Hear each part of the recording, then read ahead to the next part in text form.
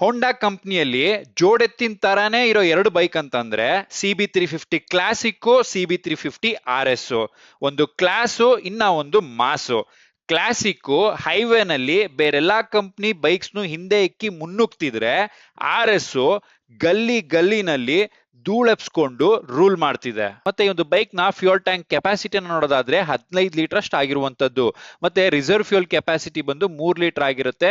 ಒಂದು ಸತಿ ಒಂದು ಫುಲ್ ಟ್ಯಾಂಕ್ ಮಾಡಿಸ್ತು ಅಂತ ಹೇಳಿದ್ರೆ 525 ಕಿಲೋಮೀಟರ್ ಅಷ್ಟು ದೂರ ಹೋಗ್ಬೋದಾಗಿರುತ್ತೆ ಈ ಒಂದು ಬೈಕ್ ನಲ್ಲಿ.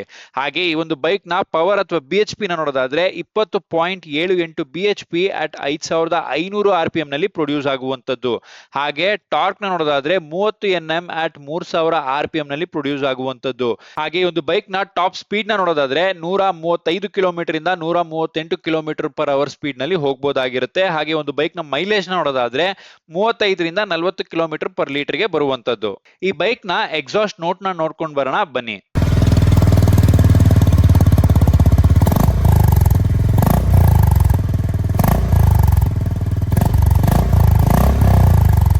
ಈ ಬೈಕ್ ನ ಎರಡು ವೇರಿಯಂಟ್ಸ್ ನ ಆನ್ ರೋಡ್ ಪ್ರೈಸ್ ನ ನೋಡ್ತಾ ಹೋಗೋಣ. ಹೋಂಡಾ CB350 RS DLX 2,62,073 ರೂಪಾಯಿನ ಚಾರ್ಜ್ ಮಾಡ್ತಿರುವಂತದ್ದು. ಹಾಗೆ ಟಾಪ್ ವೇರಿಯಂಟ್ ಆಗಿರುವಂತಹ Honda CB350 RS DLX Pro price 2,65,246 ರೂಪಾಯಿನ ಚಾರ್ಜ್ ಮಾಡ್ತಿರುವಂತದ್ದು.